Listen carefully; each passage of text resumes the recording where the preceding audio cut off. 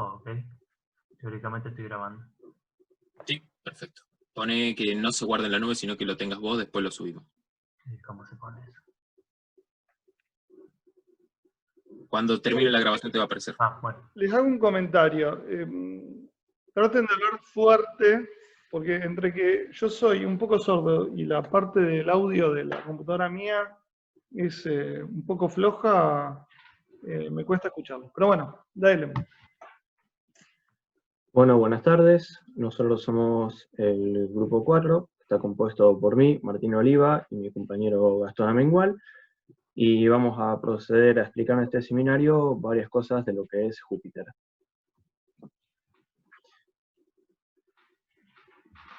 Bien. Para arrancar tenemos que explicar lo que es Anaconda, que es una distribución free open source de Python y R para computación científica.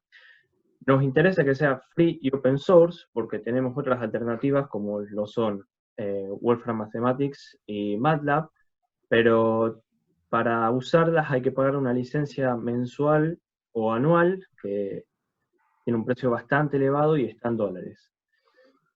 Dentro de lo que es Anaconda, como característica tenemos que simplificar la administración de paquetes. Tiene un sistema de administración de paquetes, Conda, que sería el equivalente de Python, de lo que sería pip. Por ejemplo, acá se abre el CMD, se pone, si queremos instalar el matplotlib, ponemos conda install matplotlib, y un comando muy peculiar que tiene es el conda update all, que eso lo que hace es actualiza todos los paquetes a la última versión y mantiene la compatibilidad entre todos los más. Bueno. No sé quién tiene eco. Yo. Bueno. Dentro de esto poseemos el Anaconda Navigator API, que es la interfaz gráfica de Anaconda, y esta interfaz gráfica contiene Jupyter Notebook, Jupyter Lab, Spider, Visual Studio Code, RStudio, entre otros.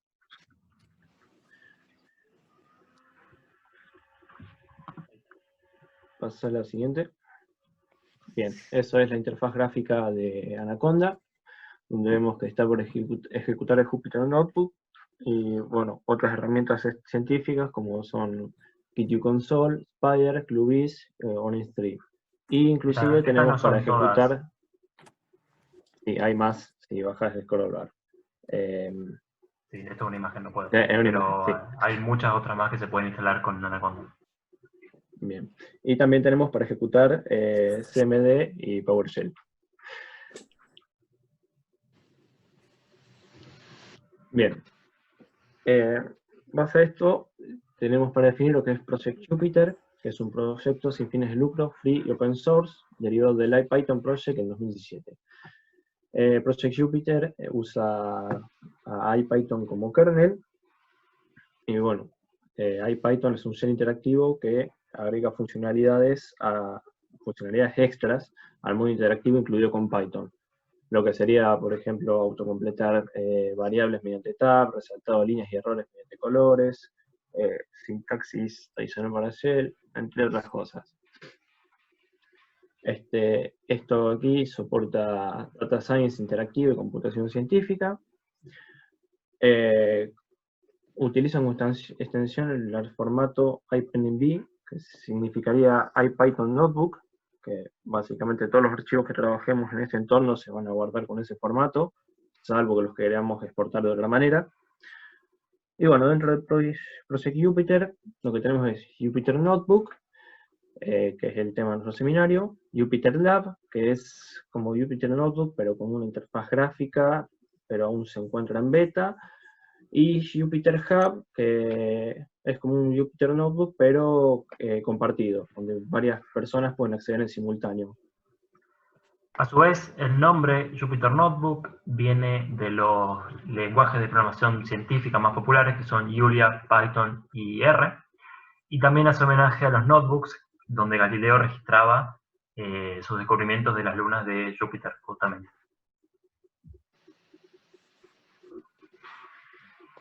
Bien, antes de saltar lo que es Jupyter Notebook, me gustaría explicar básicamente qué es un notebook.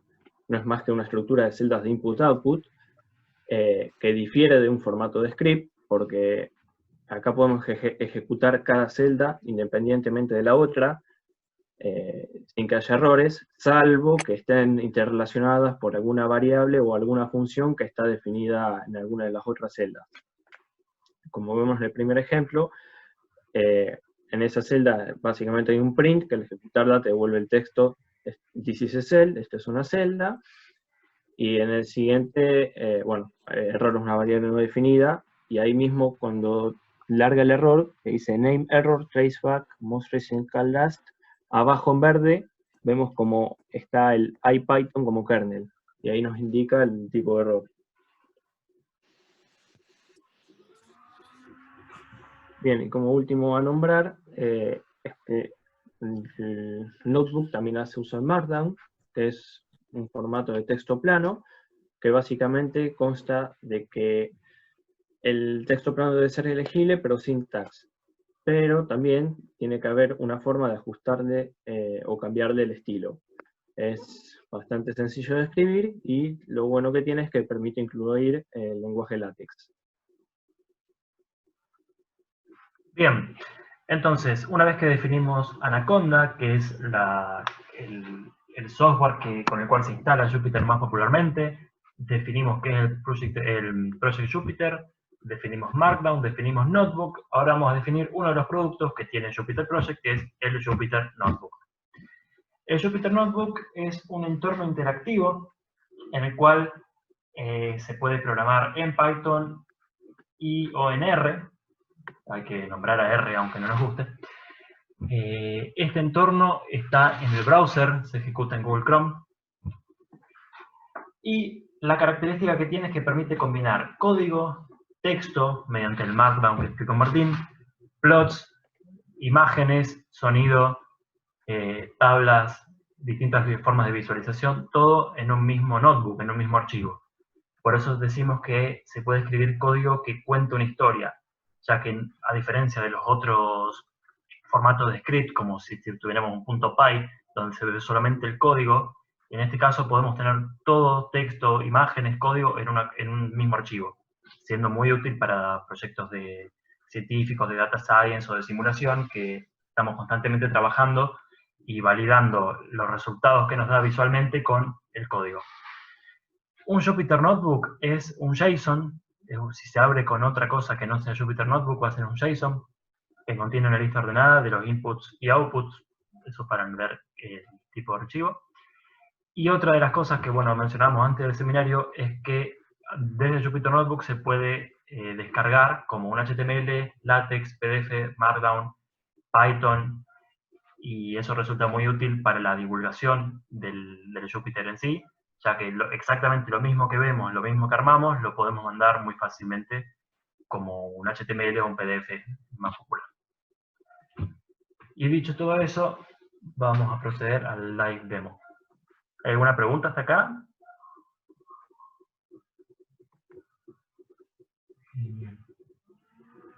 Lo del JSON que dijiste es, o sea, lo que te referís, el JSON que contiene una lista ordenada, o sea, es como que lo estructura como una lista ordenada, todo ahí lo muestro, ahí lo muestro.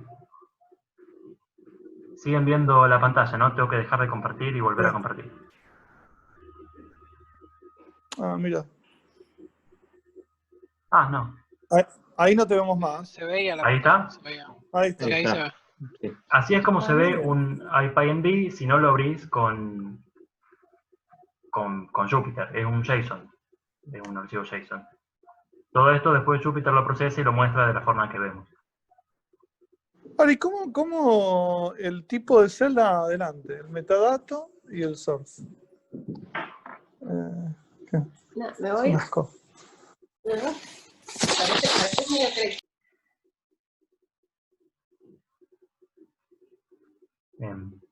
Ok.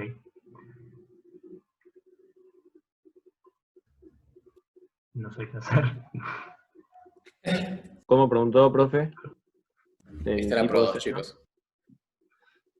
Bueno, alguien que ponga música de fondo. No, ahí está, perfecto. Sí, escuchen. ahí el código, el tipo. Claro, te muestra dice el las tipo. veces que se ejecutó, el tipo de celda, los outputs que tenga, a ver si hay, esto de qué es.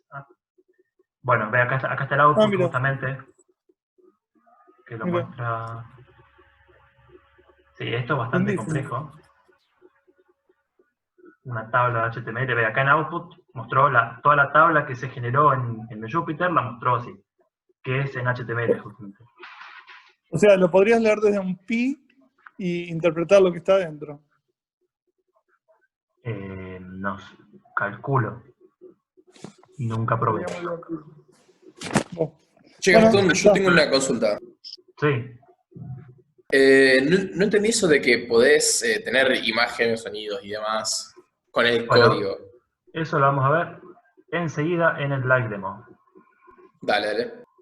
Bueno, acá empezamos. Esto es un Jupyter Notebook. Como acá está la extensión, HiveByNB.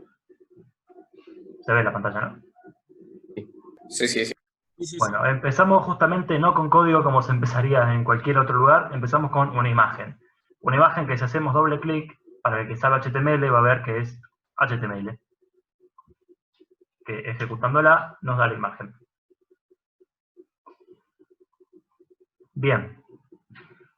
Entonces, habíamos dicho que la ejecución era por celdas. Entonces, lo más común, lo que se estila es tener una celda en la parte de arriba con todos los imports de las librerías que se ejecuta y ya queda importado. Y esa celda se olvida, por ejemplo. En la ejecución de código, Martín había nombrado que las celdas eran independientes entre sí, a no ser que haya alguna variable o algo que las relacione.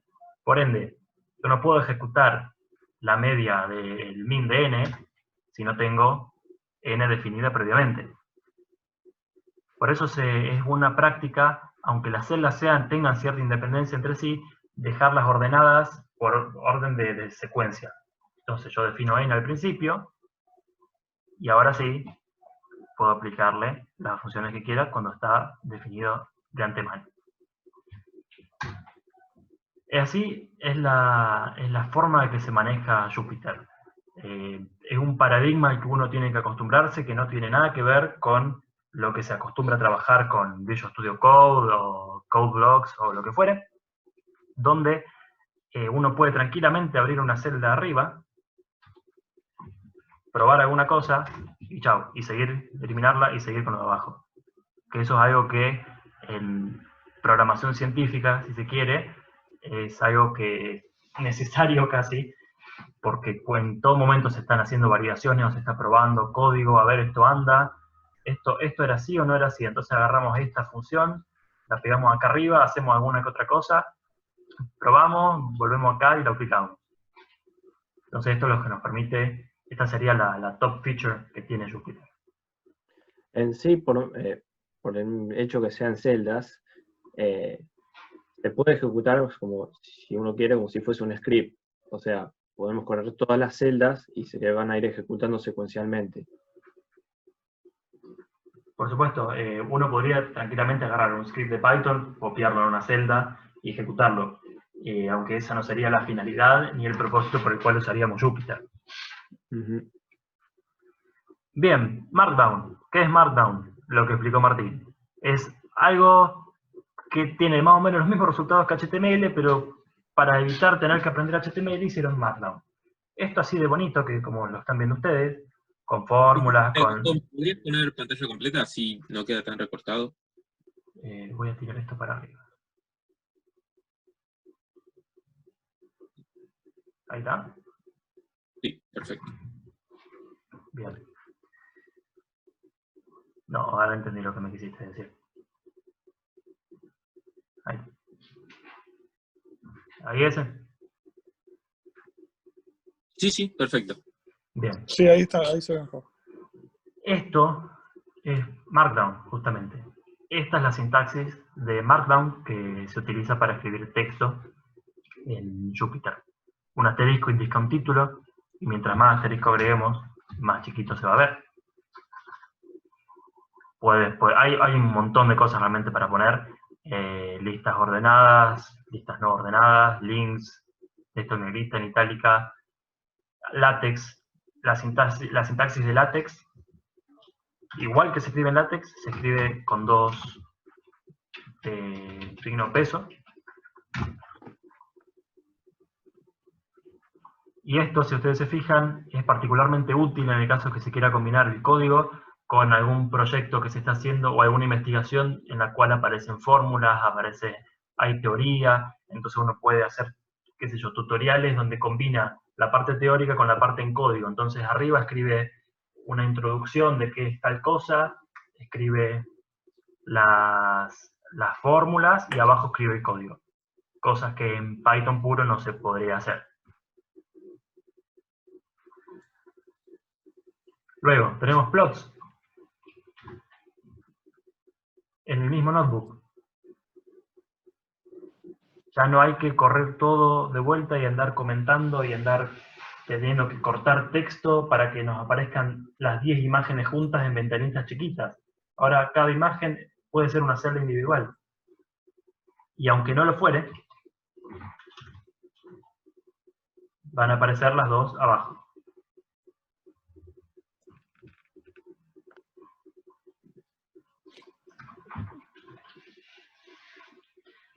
Lo mismo pasa con los data frames de pandas.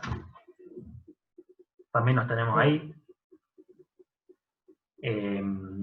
Uno cuando trabaja en pandas normalmente al data frame lo anda tocando, lo anda probando, le anda sacando cosas, cambiando columnas, y el hecho de poder guardarlo, irte a otra celda y apretar esto para ver en qué estado está su data frame es particularmente útil y ahorra muchísimas cosas.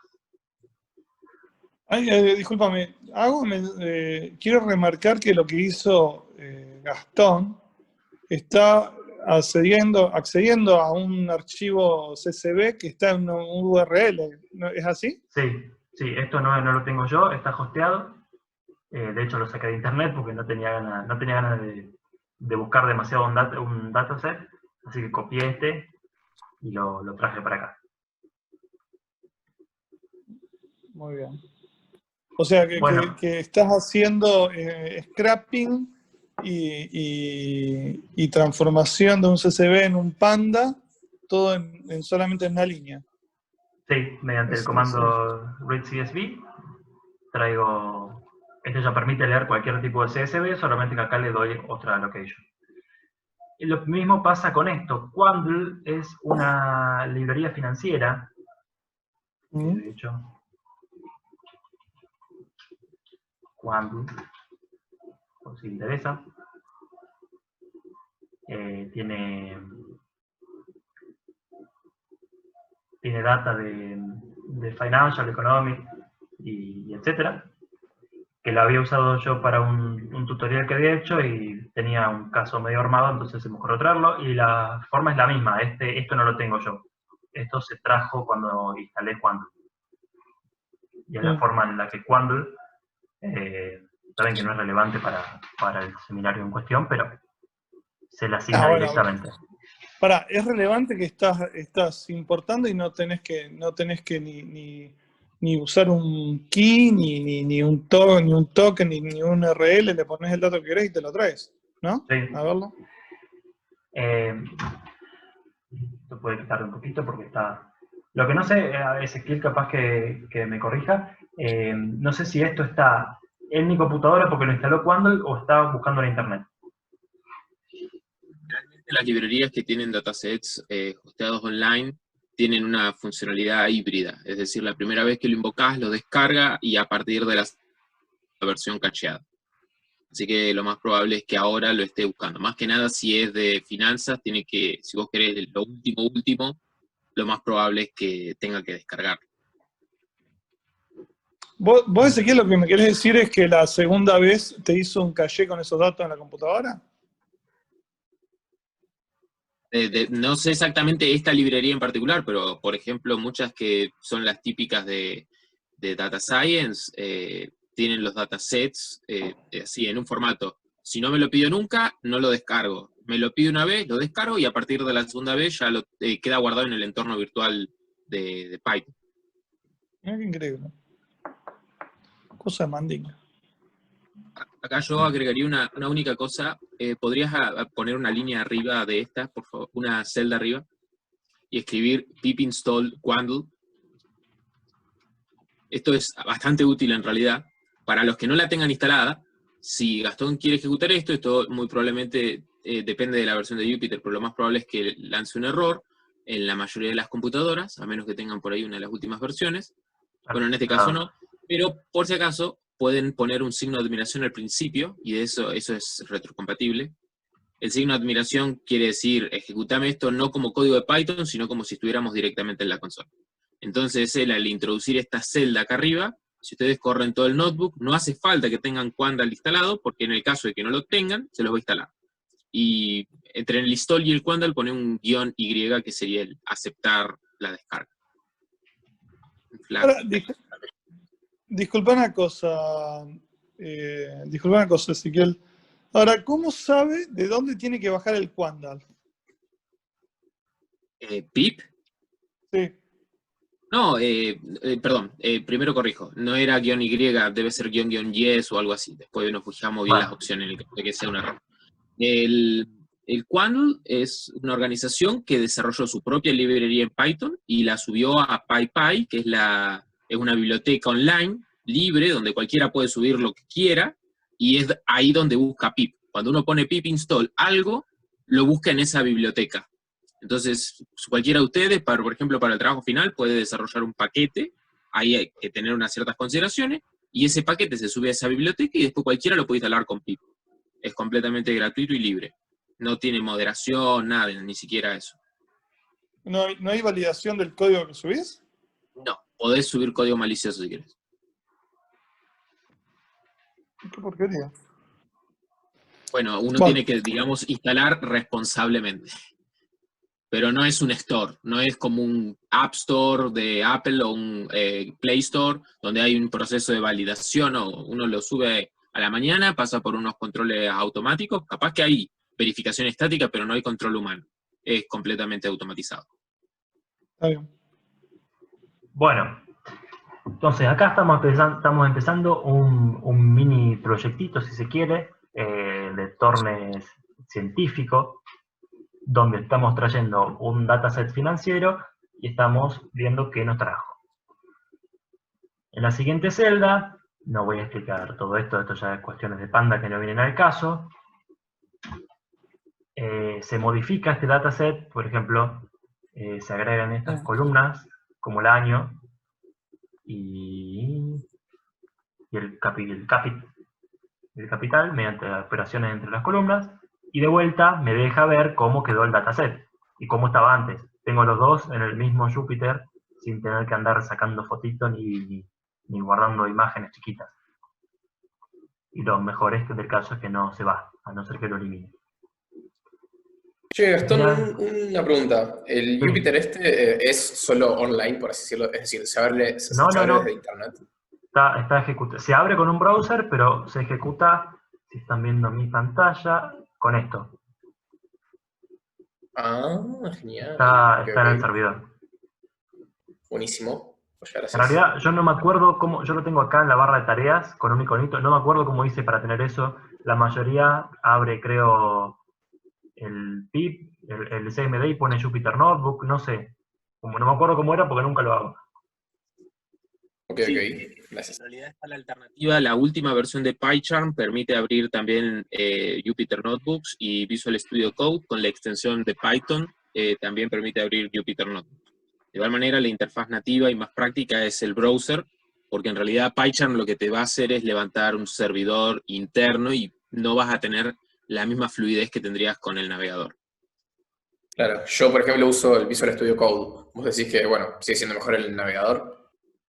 Depende de varios factores. Ahí el tema sería en un ambiente multi-notebook. Es decir, si vos estás en el navegador, tenés una única instancia, por más que tengas 10 notebooks abiertos. No sé Visual Studio Code si está optimizado para tener ese tipo de escenarios o si es para sencillamente abrir uno y nada más. Mi experiencia particular es que si uno tiene varias extensiones instaladas en Visual Studio Code y aparte abre un Jupyter Notebook que es particularmente largo, con imágenes y demás, se tilda todo. Se puede, Mm. pero se tilda. Ok, Chicos, gracias queda por el menos de dato. un minuto. Hacemos segundo Zoom, ¿les parece? Hacemos segundo zoom. Ok. Gastón, por favor. Termina la reunión y terminala para Termino. todos, así quedamos todos. Creo que ahí estoy grabando.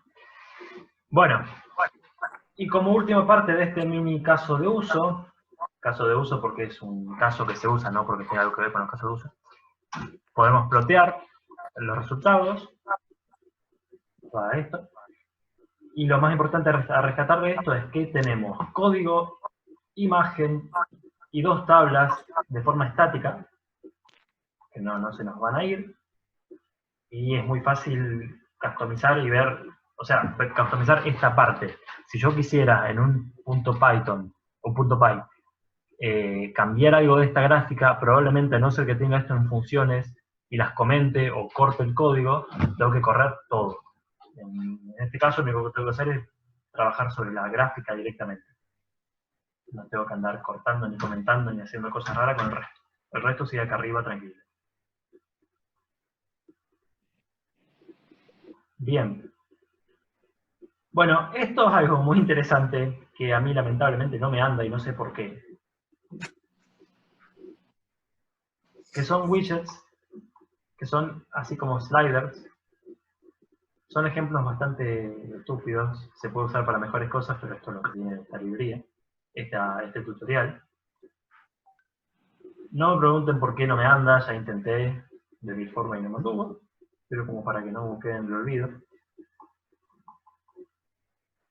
La idea sería poder parametrizar una función o algo en sliders, entonces ir probando, por ejemplo, te haces una distribución normal y parametrizás mu y sigma, y vas moviendo y vas viendo las distintas formas que tiene, qué sé yo. Pero Eso, perdón, ¿eso lo trae Jupyter o es una librería aparte? esto es una librería que hay que instalarla de esta forma. Pip install IPy widgets o con Conda, que vamos a usarlo con Conda. No siempre, esto es importante rescatar, depende de la popularidad de la librería, no siempre va a estar disponible para Conda. Hay veces que vamos a tener que instalarla con Pip. Depende de qué tan lejos nos vayamos. O sea, las más conocidas van a estar, pero por ahí alguna que no es tan conocida, porque no tiene tanto soporte, no va a estar para Conda. Ok, gracias. Una diferencia con pip, lo que yo les comenté hace un ratito, la biblioteca PyPy, que es donde busca pip, es irrestricta. En cambio, Conda lo maneja la organización Quantum Analytics, que es la que desarrolló justamente Anaconda. Si ustedes se fijan, él tuvo que, para este comando, es Conda install, y tiene que poner "-c", y hay un canal, se llaman canales, que se llama Conda Forge. Ese Conda Forge o sea, no es el canal base, está Conda install solo, que ese es el base de Anaconda, que es súper estable, súper testeado, súper controlado. Después hay un canal que es como un nivel inferior, un poquito más informal, podríamos decir, pero que aún así está testeado, que se llama Conda Forge, que no lo mantienen ellos, pero de alguna manera moderan, y para hacer que un paquete entre ahí tiene que cumplir con ciertos requisitos, cierta popularidad y demás. Después uno podría crear, entre comillas, propios canales de Conda e instalarlo, pero generalmente es más fácil y más práctico usar directamente pip. Entonces todo lo que uno instale con Conda es como que de alguna manera ha pasado por más filtros que lo que uno instala con pip. No en cuestiones únicamente de seguridad, sino también en cuestiones de compatibilidad. Porque la diferencia sustancial entre Conda y pip es que Conda incluye resolución de conflicto de versiones y pip no. Entonces, si uno quiere instalar algo con pip y ya de por sí es incompatible con algo que yo tengo instalado, pip va a arrojar un error que es: no puedo instalar esto porque es incompatible. Conda mediante un algoritmo de resolución de conflictos, te va a decir: vos no podés instalar esto, pero para poder instalar esto tenemos que bajar la versión de esto, actualizar la versión de esto otro, y todo eso yo te lo puedo hacer automáticamente si vos me decís que sí. Entonces esa es la ventaja y por ello desarrollaron esa herramienta. Disculpa una cosa, Ezequiel. Yo cuando estoy en PyCharm y bajo un paquete que yo noto que está relacionado con otros 10 paquetes, te instala los otros 10 paquetes. Y si ya están instalados y las versiones no es la versión que él usa, lo actualiza. O sea, lo que te quiero decir es lo siguiente. Pareciera que el PyCharm usa el Conda entonces para instalación. O es eso no es verdad. No, lo que sucede es lo siguiente. Cuando no hay conflictos entre las versiones no hay ningún problema. El problema está en cuando uno tiene un límite superior. Es decir, que tiene una librería que dice, esto no anda a partir de la versión 1.19, por ejemplo. Y yo tengo instalado la 1.20. Pip me va a arrojar un error y me va a decir, no te lo puedo instalar. Porque en los requerimientos dice que tenés que tener una versión inferior a esta. Y vos tenés una superior. Y entonces Pip no se va a encargar de, bueno, ¿y qué pasaría si yo la que vos tenés la bajo a la versión anterior? ¿Rompe alguna otra cosa? Pip no hace eso. Pip directamente dice, no puedo. Créate un entorno virtual aparte o no lo instales. Pero para una cosa, si Pip quiere instalar un paquete, que necesita un otro paquete, al otro paquete sí te lo baja. Sí. Siempre y cuando no haya conflictos, o sea, si siempre puedo actualizar, o sea, si es para actualizar y nada más es incompatible con esa actualización, lo va a hacer. No es que no es inteligente en el sentido de que solo va a instalar lo que yo le digo que instale. Va a instalar eso con todas sus dependencias. Pero si hay conflictos, hasta ahí llega. No resuelve conflictos, Pip. Ahora, decía una cosa, ¿y el Conda cómo resuelve un conflicto que recién hablábamos, que vos tenías instalada la versión 20 y ella necesitaba la instalación 19? Porque, Bueno, ¿cómo lo resuelve ese conflicto? Ahí es un bolón. Si te baja la versión, se te rompe lo que tenías instalado. Es un algoritmo bastante complejo, porque ahí lo que hay que hacer, en realidad, cada paquete tiene un árbol de dependencias. Entonces lo que va a hacer es, si yo bajo la versión que vos tenés, que es la 1.20, la bajo a la 1.19, tengo que recorrer todas las librerías que vos tenés instaladas para fijarme si hay alguna que es incompatible con la 1.19. Y si esa que yo encontré que es incompatible con la 1.19, si la bajo a una versión anterior, ¿sigue siendo incompatible con la 1.19? ¿O cuánto atrás tengo que bajarte esa versión para que sea compatible? Entonces, hace todo ese análisis recursivo, por eso las instalaciones con Conda suelen demorar mucho más que las de Pip, porque se asegura de que todas las librerías que uno tiene simultáneamente sean compatibles entre sí. Por eso también Anaconda no saca versiones nuevas todo el tiempo. No hay una versión nueva de Anaconda cada mes, sino que hacen 1 o 2 versiones por año. Entonces es por eso, porque ellos se aseguran de que absolutamente todo sea compatible entre todo. Y el paquete, y particularmente Anaconda tiene un montón de paquetes. Entonces, por ahí nunca, uno si usa Anaconda no va a estar trabajando con la última versión del paquete, pero sí va a estar trabajando con todos los paquetes compatibles entre sí. Está bien. Bueno, algo esencial que en el uso de Jupyter Notebook son los atajos, los shortcuts que tiene, con los cuales sería bastante tedioso trabajar. Estos de acá son para ejecución de celdas. Uno te ejecuta la celda, otro te ejecuta la celda y te manda a la de abajo, y otro te ejecuta y te inserta uno abajo, como en este caso, que inserte otra. Después tenemos A y B para insertar una celda arriba o abajo, F para el Find and Replace. La M te convierte a Markdown. Si yo pito M, me lo convirtió a formato Markdown. Que por cierto no lo dije, esto se cambia acá arriba. Entre Code y Markdown.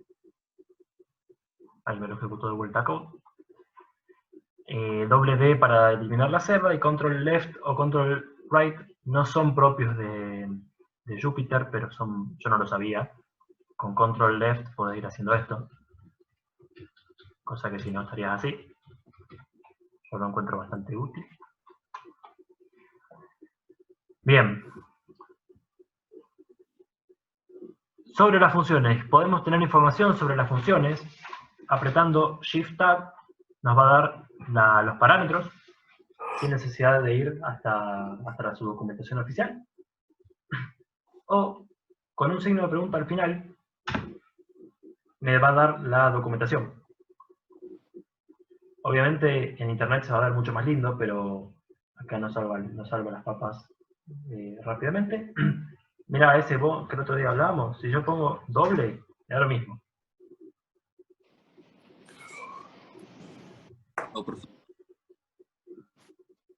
¿Cómo?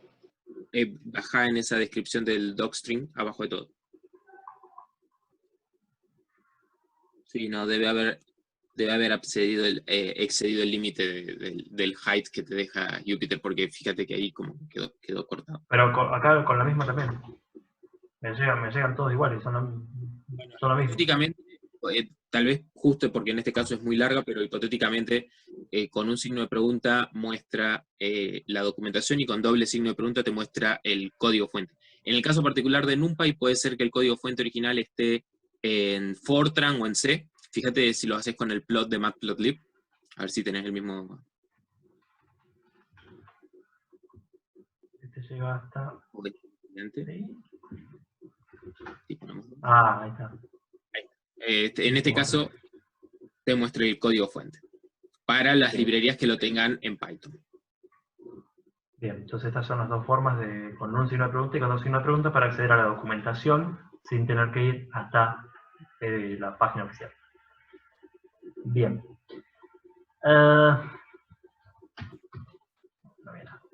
Consideraciones del kernel. El kernel, que es lo que se abre de acá, es, bueno, el IPython que hablábamos, lo que está corriendo atrás y lo que hace que se pueda ejecutar todo eso. No voy a ir más a detalles técnicos porque lo desconozco y no viene al caso. El kernel se puede interrumpir y reiniciar. También se puede shutdown, se puede tirar abajo o reconectar, pero estos no se usan demasiado. Interrumpir es útil cuando entra en overflow, ahora lo vamos a mostrar acá. Si yo defino una variable y ahora me entró un while infinito, que esto sigue, yo particularmente me doy cuenta porque mi ventilador empieza a andar, interrumpo el kernel, se interrumpió y acá me va a dar un error de keyboard interrupt, porque lo interrumpí. Se puede hacer con este botón también. Y otra cosa que yo personalmente aconsejo es cuando uno estuvo trabajando de hacer el restart del kernel, porque muchas veces, por ejemplo, ¿qué pasa si yo acá, vamos a hacer que solamente nosotros, si yo acá le cambié justo esta variable a XS? Me anda fenómeno, yo pongo esto y me anda bien. Ahora, si yo hago el restart, y ejecuto de vuelta esto, voy a venir 2 días después a usar el código y me voy a dar cuenta de que acá hubo un error porque no definí nunca X, porque me olvidé de cambiarlo. Entonces, algo que es aconsejable es hacer el restart, correr todo, y que estas cosas aparezcan en el momento, cosa que yo diga, siento que cambié, entonces le pongo XS, y ahora anda bien, a 2 o 3 días después que tengo que estar 2 años para averiguar por qué anda mal. Y finalmente las conclusiones. ¿Alguno tiene alguna pregunta hasta acá? Martín, ¿vos querés agregar algo? Sí, como conclusión general quiero aclarar que esto es, básicamente, tiene fines científicos, no es para desarrollo de software. Bien, esto no va a servir en el caso de que uno trabaje en backend, de que uno quiera hacer una aplicación. No va a ser Jupyter Notebook, no va a ser imposible, pero no va a ser el mejor IDE que puedan utilizar. Como dijimos en la presentación, y como es el objetivo del proyecto Jupyter y de Anaconda, esto es programación científica, scientific purposes, no va a ser útil, no es fácil implementar testeo. Importar código de otros Jupyter Notebook, yo lo hice para el trabajo de simulación, y me tardó creo que 10 minutos en hacer una simulación, cuando se lo saqué y tardó 2 segundos. Bueno, es problemático implementar testing.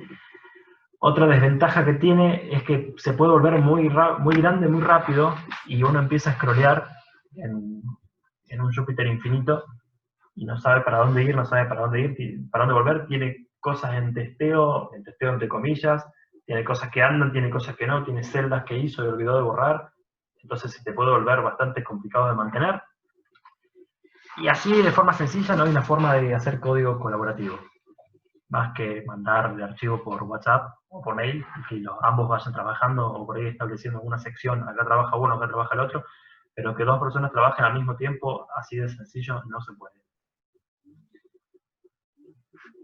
Las ventajas que tiene esto es lo que vinimos viendo. Disculpame, lo mataron el pobre Júpiter. O sea, Yo creo que como herramienta didáctica para llevar una clase y explicar un código, si bien no pesado, pero bastante sencillo, sirve.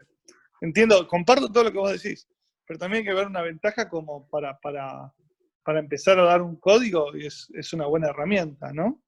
No, no solo para eso, sino también para hacer un proyecto entero. A ver, esto se puede volver complicado si uno lo deja mucho ir y no borra las cosas y no lo organiza, que esto es algo que nos da Markdown también, que no hay que andar comentando de esta forma, sino poniéndole colores, poniéndole distintos tamaños a las cosas, se logra hacer algo grande en Jupyter. Pero hay que tenerle una dedicación y no hay que dejarlo crecer demasiado, porque una vez que lo dejaste crecer y que no lo tocaste de esta forma, no lo editaste, ahí se puede volver complicado. Sin embargo, para proyectos de Data Science, esto es excelente, ya que, como vimos de esta forma, uno tiene los gráficos, las tablas, tiene todo en un solo lugar, puede ir probando, puede insertar cosas arriba, probar, volver, y eso es algo que los otros IDE no tienen. Es fácil de ejecutar otros formatos. Yo ahora puedo poner file, downloadas HTML y te lo mando así como está y vos lo vas a ver perfecto, o te lo puedo mandar como PDF. Hay formas también para usarlo como presentación. A mí, como no me anda el IPython, el widget que mostré antes con el link, tampoco me anduvo esto, así que lo tuve que hacer de otra forma. Pero como conclusión final, Jupyter es ideal para proyectos de Data Science, donde se requieren usar todas estas cosas, no para software development, y que hay que tener un cierto seguimiento encima.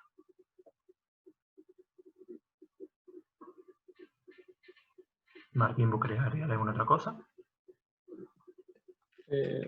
No, hacer hincapié básicamente en esa afirmación, que es para fines científicos y no para desarrollo de software. Y bueno, ¿tienen alguna pregunta?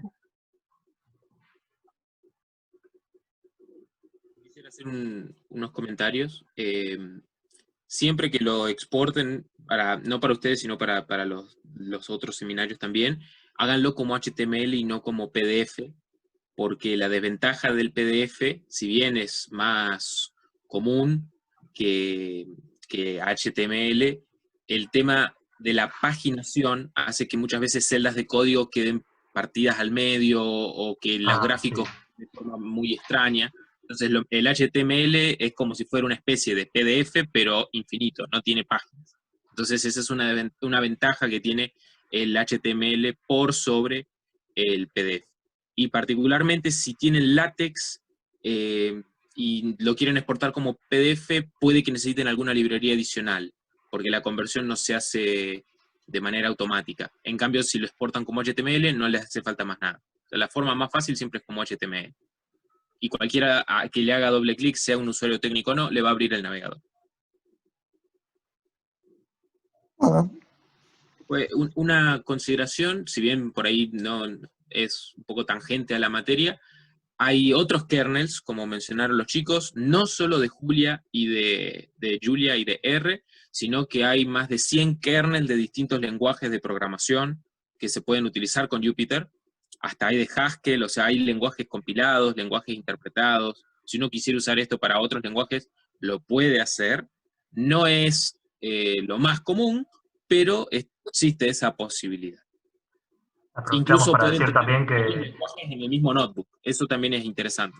Pueden tener, a mí me pasó de que me pasaron una librería que estaba escrita en MATLAB, y a mí no me gusta usar MATLAB, entonces yo en una celda invocaba la librería esa de MATLAB y el resultado de MATLAB lo guardaba en una variable de Python, por ejemplo. Y hacer eso sin Jupyter era bastante más tedioso. En cambio con Jupyter instalé un par de paquetes con pip y después ya quedó todo automatizado. aprovechamos para decir que el grupo no propicia el uso de R para Data Science.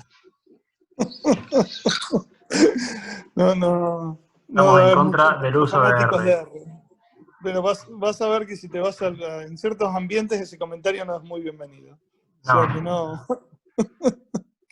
hay de todo en la viña del Señor. Tendría que haber puesto acá, no usen R. ¿Alguien que programó en R alguna vez? Yo no conozco, nunca vi nada de R. A la ¿Alguien estadística hizo? no le gusta esto.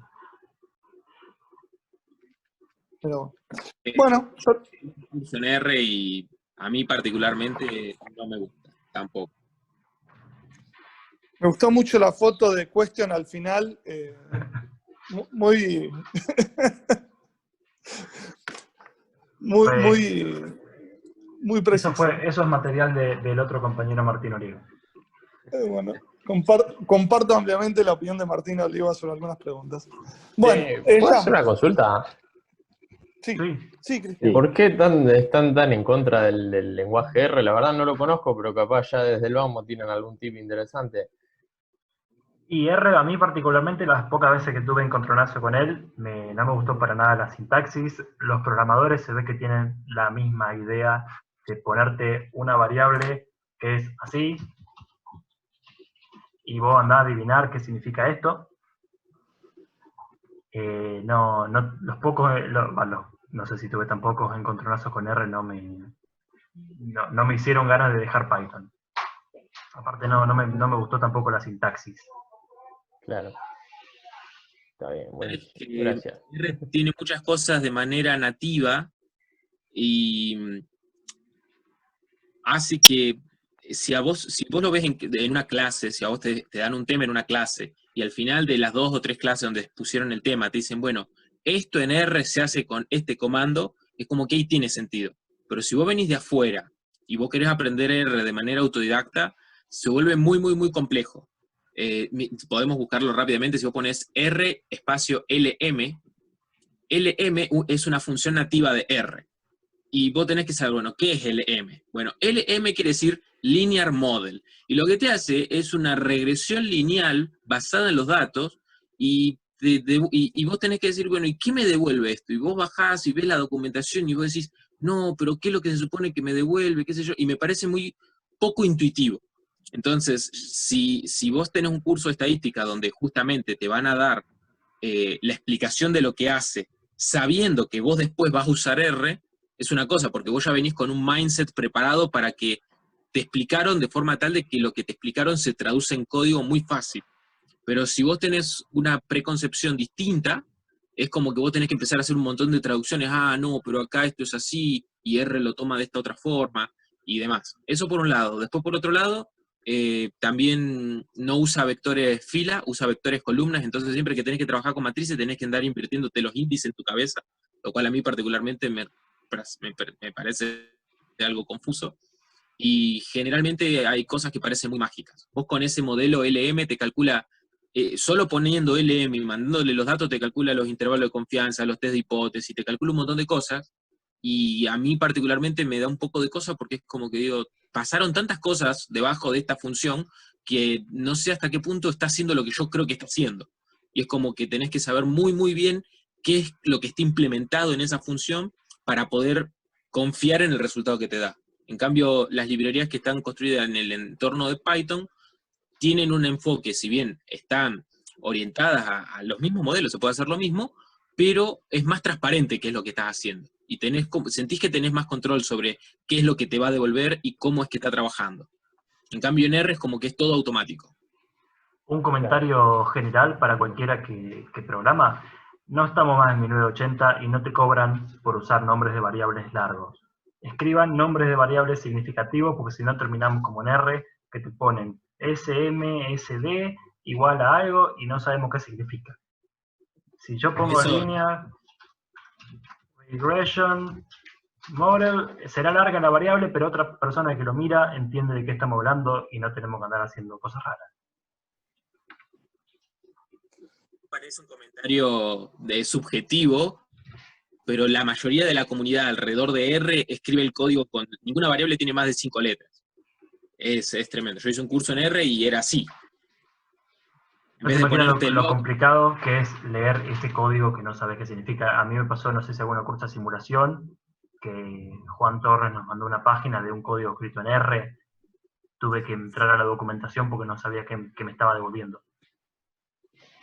Bueno, a ver, vamos a decir una cosa. Posiblemente lo que quiere decir es que la curva de aprendizaje sea más inclinada al principio que otros lenguajes. Pero sin embargo tiene un montón de fanáticos. Ya que nadie lo va a defender, hago de abogado del diablo y un día me tocó en una charla y me decía que había tanta gente fanática de Python como de R, ¿no? O sea, Sí, no, indudablemente hay mucho. R tiene mucho público. Más del que quisiera. se están generando varias universidades de ciencia de datos, carreras de ciencia de datos, y yo cuando ves la parte de datos, posiblemente necesitas lenguajes bien fáciles para hacer inferencias estadísticas, que Python lo tiene, pero no es su fuerte. No sé, no hay que... Nunca digas de esta bueno de verdad. En fin, muy bien, la verdad que muy lindo la presentación. Ahora vamos a hacer el quiz. Le vamos a dar 4 horas para hacerlo. Después de las 4 horas, se supone que ya no tienen más cerebro para seguir para adelante, o sea que tienen tiempo para contestar, no se apuren con las preguntas.